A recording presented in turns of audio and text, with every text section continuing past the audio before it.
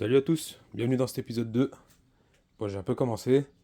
Alors, pour récupérer ce bas moteur là, je pouvais pas juste enlever la culasse et la poser dessus et au revoir.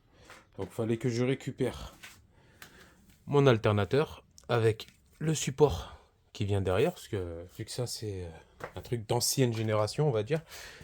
Déjà c'est des toutes petites poulies dumper là, comme ça là, avec des toutes petites courroies, et en fait sur ce moteur là c'est l'alternateur qui fait tendeur de courroie accessoire.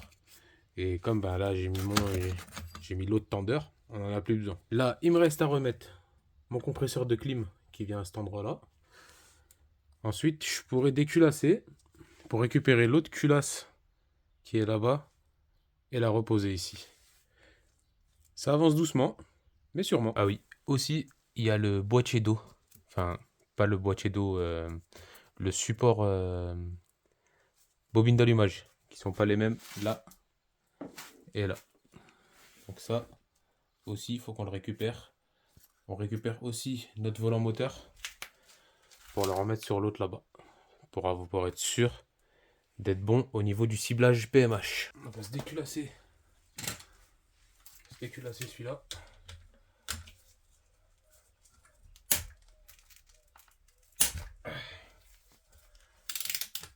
Bon. Normalement on force pas avec une dynamo, mais j'ai que ça sous la main.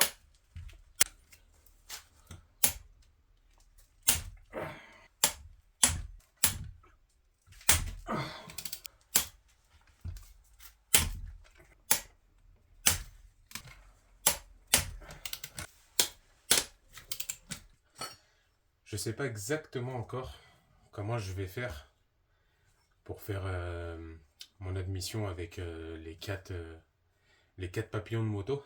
C'était ça le mot que je cherchais dans la première vidéo. D'ailleurs, je vous mets en photo celle que je vais prendre. C'est ça. Je la trouve intéressante parce que il y a tout ce qu'il faut. Après, je sais pas si le ralenti va être géré correctement. Là, je me lance vraiment dans l'aventure. C'est aussi le but de cette chaîne, hein, c'est d'essayer des choses et de voir si ça marche à la fin. Bien sûr, les vis, hein, vis de culasse, on remplace toujours. Pour le prix que ça coûte, franchement, prenez pas le risque de la casser dedans, c'est mieux. J'ai une autre culasse de multipoint. Donc une fois que j'aurai remonté ce moteur avec l'autre culasse et que ça sera dans la voiture et que la voiture pourra sortir du garage, on essaiera on présentera multipoint et monopoint l'une à côté de l'autre. On pourra voir où sont, enfin s'il y a plus de différence que juste les emplacements des injecteurs. Pour moi, oui. Pour moi, à part ça, il n'y a rien de différent. Mais ça peut toujours être intéressant de voir. Allez, on décolle. Hop là. Hop.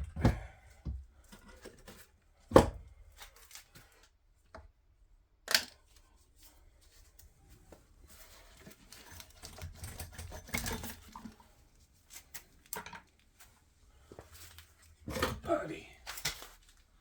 Ça, c'est une des choses qui me fait chier parce que ce moteur avait déjà eu un joint de culasse et une distrib.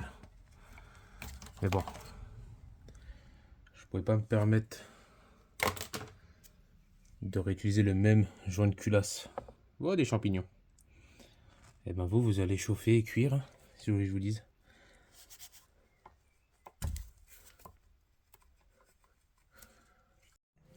Bon, du coup, j'étais tranquillement en train de déculasser celle-là.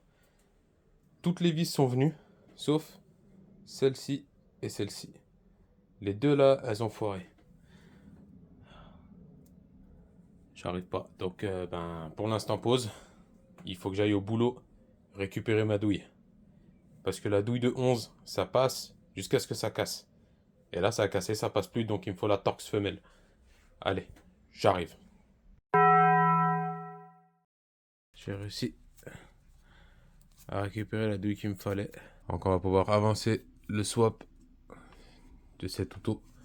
Bien sûr, il faut penser à récupérer le volant moteur le capteur PMH. Et je vais changer la sonde de température d'eau. Parce que moi j'ai un compteur où j'ai ce qu'on a les compteurs anciens avec l'horloge. Où vous avez juste le voyant d'eau qui s'allume pour dire que c'est trop tard. Mais on n'a pas d'aiguille. Parce que vous voyez, là il y a une seule sonde. Il y a une seule cosse. J'ai un autre capteur avec 2 cosses pour là avoir le niveau de chaleur où on en est. Voilà.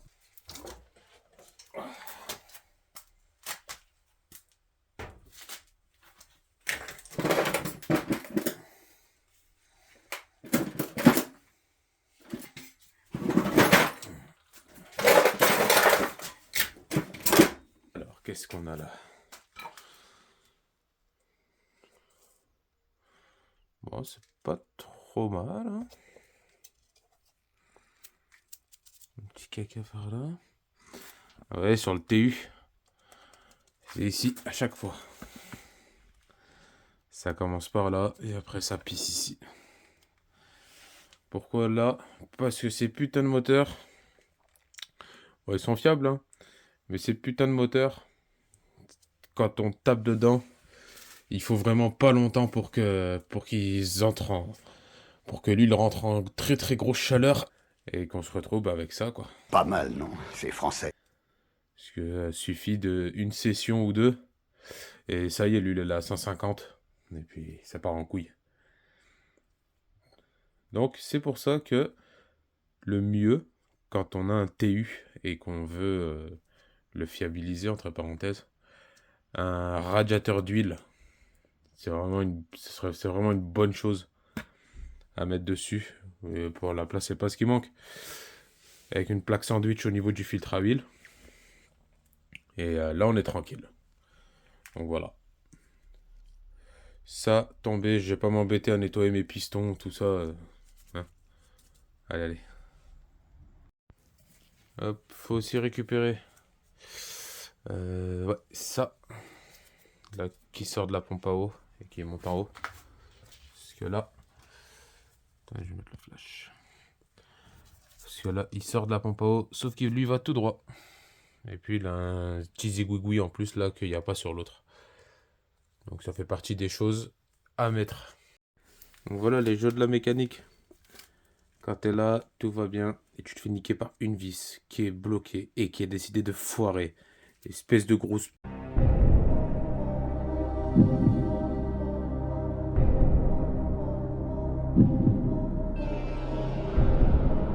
Bon, ça va que là où j'ai mon autre compresseur de clim avec mon autre support, mais